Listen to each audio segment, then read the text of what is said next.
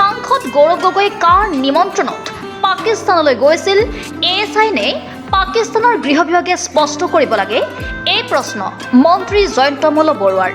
আজি গোলাঘাটত এখন সভাত অংশগ্ৰহণ কৰি কাৰ নিমন্ত্ৰণত পাকিস্তানলৈ গৈছিল সাংসদ গৌৰৱ গগৈ প্ৰশ্ন উত্থাপন কৰি মন্ত্ৰী জয়ন্ত মল্ল বৰুৱাই বুধবাৰে গোলাঘাটৰ জিলা পুথিভঁৰাল প্ৰেক্ষাগৃহত পৌৰসভাৰ পৌৰপতি উপপৌৰপতি সীমান্ত বৰা আৰু নগৰৰ 13 নং ৱাৰ্ডৰ সদস্যৰ লগতে জনসাধাৰণৰ লগত হোৱা এক পৰ্যালোচনা সভাত অংশগ্ৰহণ কৰি সাংবাদিকৰ আগত এই বক্তব্য আগবঢ়ায় মন্ত্ৰী জয়ন্ত মল্ল বৰুৱাই। গৌৰৱ গগৈৰ বিতৰ্কটো এইটোৱে যে গৌৰৱ গগৈ প্ৰকাৰান্তৰে স্বীকাৰ কৰিছে যে তেওঁ পাকিস্তানলৈকে গৈছিলে।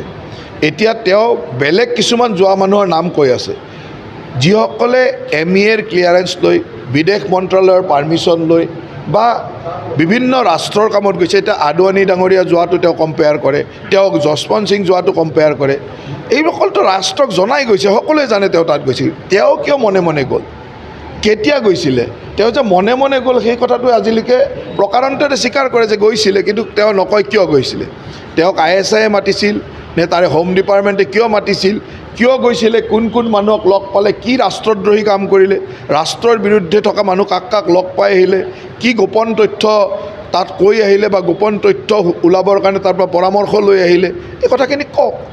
তেওঁৰ ল'ৰা ছোৱালী কোন দেশৰ নাগৰিক সেইটোতো কওক, সেইটোতো ক'বলৈ একো সময় নালাগে নহয়। তেওঁৰ ওচৰত থকা পাছপৰ্টখন চালেই হ'ল যে কোন দেশৰ নাগৰিক। অসমৰ মানুহে জানিব বিচাৰিছে যে প্ৰয়াত তৰুণ গগৈদেৱৰ নাতিৰ ল'ৰা ছোৱালীকেইটা ভাৰতীয় হয়নে নহয়।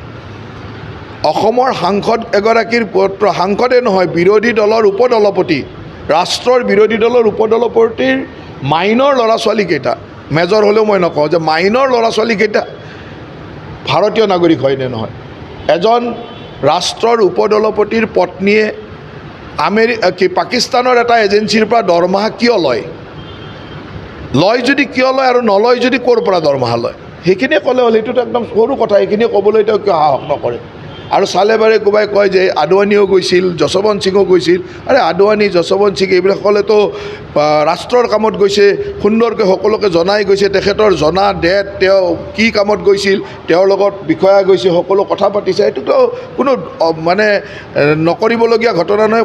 এখন ৰাষ্ট্ৰৰ পৰা সিখন ৰাষ্ট্ৰলৈ মানুহ অহা যোৱা কৰে, সেইটো স্পষ্ট কৰে। কিন্তু তেওঁ লুকাই চুৰকৈ কিয় গ'ল, এজন এনেকুৱা দায়িত্বশীল ব্যক্তি এজনে লুকাই চুৰকৈ কিয় গ'ল, সেইটো আমাক লাগে। উল্লেখ্য যে মন্ত্ৰী জয়ন্ত মল্ল বৰুৱাই আজি গোলাঘাটত উপস্থিত হৈ নগৰৰ জ্যোতিময় শিশু উদ্যান, যমুনা খোৱা পানী আঁচনি, বেজবৰুৱা উচ্চতৰ মাধ্যমিক বিদ্যালয়ৰ নৱনিৰ্মিত খেলপথাৰ পৰিদৰ্শন কৰে। আৰু ইয়াৰ উপৰিও তেখেতে গোলাঘাট পৌৰসভাৰ দ্বাৰা বিগত বৰ্ষত সমাপ্ত হোৱা কাম কাজৰ পৌৰসভাৰ বিষয়ববীয়াসকলৰ সৈতে এক পৰ্যালোচনা সভাত অংশগ্ৰহণ কৰে। উক্ত সভাত নগৰৰ 13টা ৱাৰ্ডক সামৰি 73 কোটি টকাৰ বিশুদ্ধ খোৱাপানীৰ যোগানৰ অনুমোদন জনায়। সভাত মন্ত্ৰীৰ অজন্তা নেওগ, পৌৰসভাৰ পৌৰপতি দুলুমণি বৰবৰা, উপপৌৰপতি সীমান্ত বৰা লগতে বিভাগীয় বিষয়াসকল উপস্থিত থাকে। গোলাঘাটৰ পৰা চন্দন কৰ্মকাৰী ৰিপৰ্টাৰ লাইভ অসম।